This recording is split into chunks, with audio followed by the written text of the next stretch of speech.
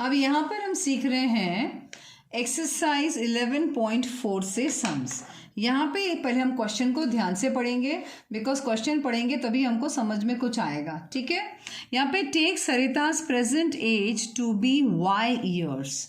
अब y years का मतलब कंफ्यूज होने की ज़रूरत नहीं है। सपोज करो अगर ऐसा लिखा होता है Sarita's take Sarita's present age is 10 years, तो आप सरिता का एज क्या समझते हैं? 10 ईयर्स। तो बस अब आपको 10 नहीं समझना है, आपको समझना है y। तो मिस ये ऐसा कैसे y होता है? एक्चुअली ये वाला जो अलजेब्रा है ना, इसमें ऐसा ही x और y और a और b में ही बातें होती हैं। ठीक है, तो यहाँ पे सरिता का जो प्रेजेंट एज है वो y समझना है आपको। ठीक है, ये बोला गया है। अब इसमें क्वेश्चंस दिए गए हैं, उसको हमको लिखना है। तो पहले मैं यहाँ पर एक बार सिर्फ लिख देती हूँ, सरिताज एज प्रेजेंट एज। ठीक है, सरिता का प्रेजेंट एज कितना बोला है? y ईयर्स यानी y लिखा है।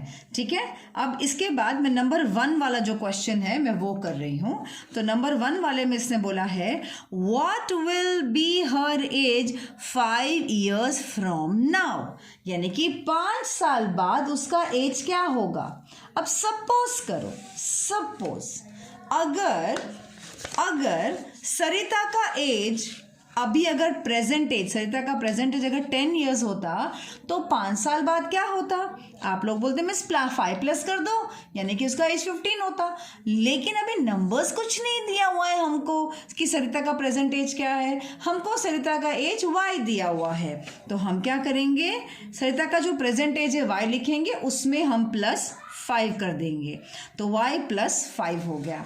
समझ में आया? जैसे हमने 10 + 5 15 कर दिया। अब क्योंकि हमको 10 पता था तो हमने 10 + 5 के 15 आ गया, बट अभी यहाँ पे y का तो कोई नंबर ही नहीं है, तो बस यानी कि इसका जो आंसर आएगा बस y +5 ही आएगा। ठीक है, चलिए इसके बाद हम नंबर 2 पे आते हैं। नंबर 2 बोलता है what is her age 3 years back. 3 years back यानी 3 साल पहले। अगर इसका एज 10 साल का है, सपोज अगर 10 साल है तो 3 साल पहले क्या होता? आप -3 करते, तो आप बोलते मिस 3 साल पहले उसका 7 एज था। ठीक है, लेकिन अब क्योंकि हमारे पास कोई नंबर नहीं, हमारे पास y नंबर है, तो बस हम क्या करेंगे, y -3 कर देंगे। ठीक है, क्यों 3 किया? क्योंकि 3 ईयर्स बैक का पूछा है, 3 साल पहले का पूछा है, इसलिए हमने क्या लिखा है, y -3। बस यही इसका आंसर होगा। ठीक है, इसके बाद उसने क्वेश्चन पूछा है हमसे Sarita's grandfather is 6 times her age, what is the age of the grandfather. ओहो, यानी कि जो सरिता का ग्रैंडफादर का जो एज है,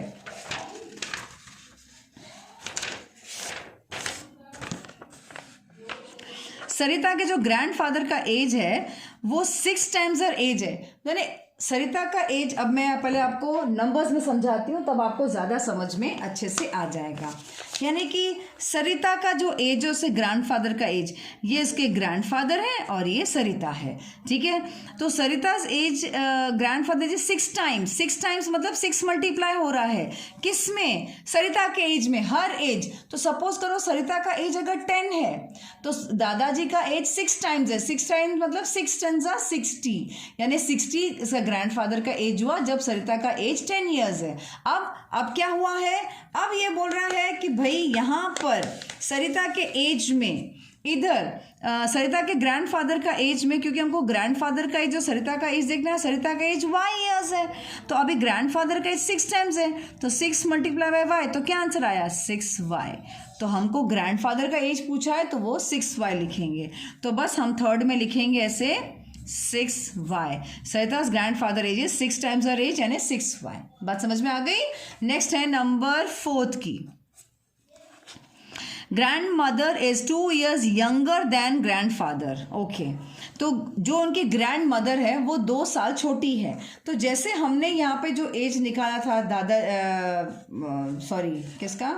दादाजी का, तो वैसे ही अगर मैं पहले नॉर्मल सी बात बोलूं, अगर ग्रैंडफादर की जो एज हमने पहले 60 निकाली थी तो उसमें से उन्होंने बोला 2 ईयर्स यंगर देन ग्रैंडफादर, यानी जो ग्रैंडफादर की एज है उसमें से 2 साल कम है, यानी 60 - 2 कर दो, यानी कि दादी जो है हमारी कितने साल की हुई, जो ग्रैंड मदर हुई वो कितने साल की हुई, 58 ईयर्स की हुई। तो 58 ईयर्स की अगर हुई तो अभी ये तो नंबर दिया हुआ है, लेकिन नंबर हमारे पास जब नहीं है तो हम कैसे हेल्प लेंगे? हम लेंगे कुछ इस तरह से। यहाँ पे उसने बोला है grandmother age is 2 years younger than grandfather. तो ग्रैंड फादर की एज हमको पता है 6y है, 2 ईयर्स यंगर यानी उसमें से -2 कर देंगे तो 6y - 2। तो यहाँ पे इन्होंने पूछा है what is the grandmother's age, तो 6y - 2 इसका आंसर आएगा। ठीक है, ये हो गया सेक्शन। अब हम आते हैं नेक्स्ट वाले क्वेश्चन पे। ये क्वेश्चन हमको क्या बोलता है, यानी और भी है, Sarita's father's age is 5 years more than 3 times Sarita's age. तो पहले तो भाई फादर, सरिता के फादर, ये एक सरिता और यहाँ पे सरिता's फादर, दो लोग हैं। अब इन दो लोगों में सरिता और सरिता के फादर में, Sarita father is age is 5 years more than, Sarita के जो फादर का एज है 5 ईयर्स मोर, तो 5 ईयर्स मोर है तो मैं +3 कर दूं, फादर के एज में +3 कर दिया मैंने यहाँ पे। ठीक है, मैंने +3 कर दिया। More than Sarita's age 3 times more, 5 years more, sorry मैंने गलत किया है, 5 ईयर्स मोर तो मुझे +5 करना चाहिए था यहाँ पे, 5 + 5 years more than 3 times Sarita's age. तो सरिता का एज हमको कितना दिया हुआ है, y दिया हुआ है। 3 टाइम्स मोर, 3 टाइम्स मोर मतलब 3 × y, यानी कि आंसर आया यहाँ पर 3y + 5। क्या आंसर आया? 3y + 5। सरिता के पापा का एज 3y + 5 है। अगर आपको ये चीज़ समझ में नहीं आती तो मैं एक बार नंबर्स में करके बताती हूँ, तब आपको शायद ज़्यादा समझ में आ जाएगा। ये है सरिता और ये सरिता का फादर। ओके, सरिता के फादर का एज है ये। ओके, अब यहाँ पे अगर मैं बोलूँ सरिता की age is 5 more than, Sarita's father's age is 5 more than, तो पहले सरिता की एज कितनी है? जब सरिता की एज 10 है। जब सरिता 10 साल की है तो उसके पापा की एज 5 ज़्यादा है, यानी +5 करो। कितनी ज़्यादा है? 3 टाइम्स सरिता's एज। तो सरिता का एज कितना है? 10 ईयर्स है, 3 टाइम्स है, यानी ×3 करो, यानी कि 10 × 3 = 30 और ये +5, तो ये हुआ 35। यानी जब सरिता की एज 10 थी तो सरिता के पापा की एज कितनी थी? 35 थी। अब मैंने आपको यहाँ पे बस यही समझाना चाहती हूँ कि अगर आप सरिता और सरिता के फादर की एज देख रहे हो तो हमको क्या देखना है यहाँ पर? तो हमें ये देखना है कि भाई यहाँ पर सरिता का एज, उन्होंने पापा ने बोला है Sarita's father's age is 5 years मोर, तो पापा के एज में +5 कर दो यहाँ पर। इसके बाद उसने बोला है 3 टाइम्स सरिता's एज, सरिता का 3 टाइम्स एज है, तो सरिता का एज कितना है? सरिता का एज यहाँ पर y ईयर्स दिया हुआ है, तो और वो भी 3 टाइम्स बोल रहे हैं, तो 3 × y, तो ये बन गया 3y और ये है प्लस, यानी ये हो गई सरिता के पापा की एज, यानी 3y + 5। ओके, तो यहाँ पे हम लिखेंगे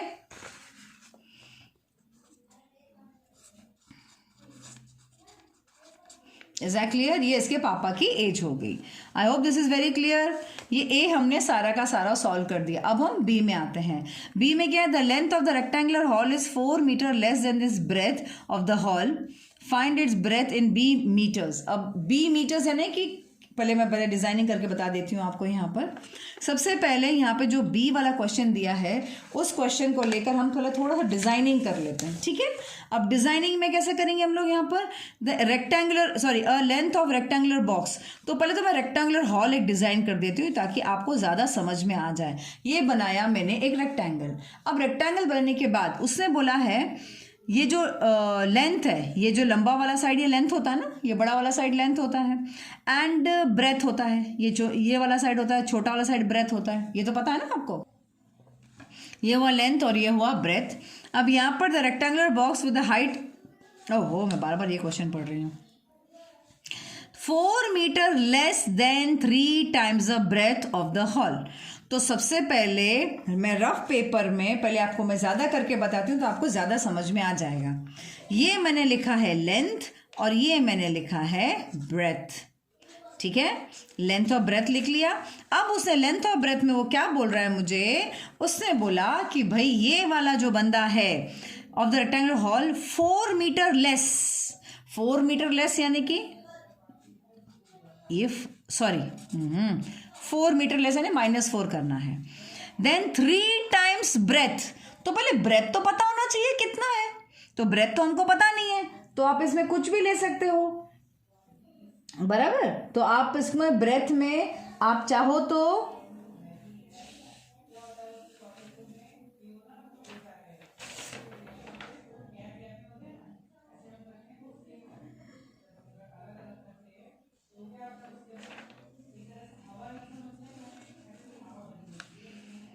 क्योंकि यहाँ पे इन्होंने ब्रेथ बी बोला है तो मुझे इसको बी ही लेना पड़ेगा, ठीक है, इसको बी लेना पड़ेगा। What is the length if the breadth B is B metres, यानी कि ब्रेथ को बी समझा है। अब मैं आपको, अगर मैं ऐसे समझाऊंगी आपको कम समझ में आएगा, पहले मैं डिज़ाइन बना के दिखा देती हूँ। चलो, ये आपके लिए लेंथ होता है, ये आपके लिए ब्रेथ होता है। तो ब्रेथ का ना ये पोर्शन, सपोज करो आपको अगर ये दिया हुआ है, इन केस मैं मान के चल रही हूँ 20, क्या दिया हुआ है, ब्रेथ आपको 20 दिया गया है। अब 20 में यहाँ पे इसने क्या बोला है, is 4 metre less, the length of the rectangular hall is 4 metre less than 3 times this breadth, यानी 4, ये जो लेंथ है ये 4 कम है, लेंथ 4 कम है, लेकिन कितना, 3 टाइम्स ब्रेथ, ये ब्रेथ का 3 टाइम्स, इस ब्रेथ का 3 टाइम्स मीन्स 3 को 20 से मल्टीप्लाई कर लो, यानी कि 3 को अगर मैं 20 से मल्टीप्लाई करूं तो यानी कि ये आ जाएगा 60, 3 2 ज़ा 60 और -4, तो 60 - 4 इसका आंसर आएगा, यानी कि 56 इसका आंसर आएगा।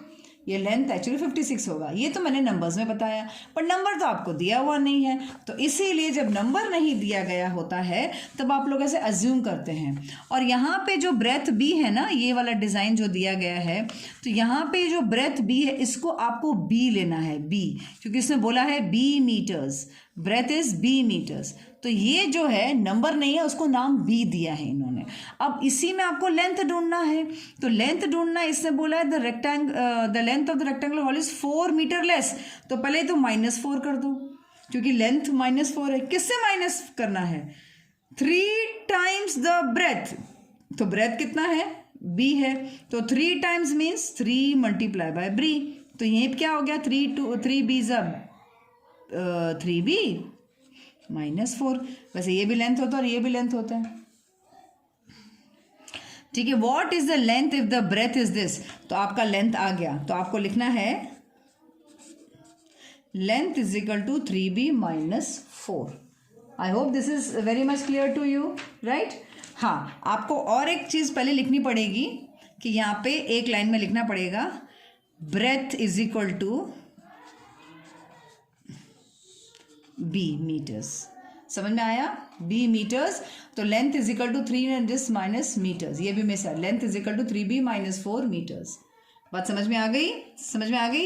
ये डिज़ाइन मैंने आपको सिखाने के लिए बनाया, अगर आपको लिखना है तो लिखना, वरना आपका चॉइस है।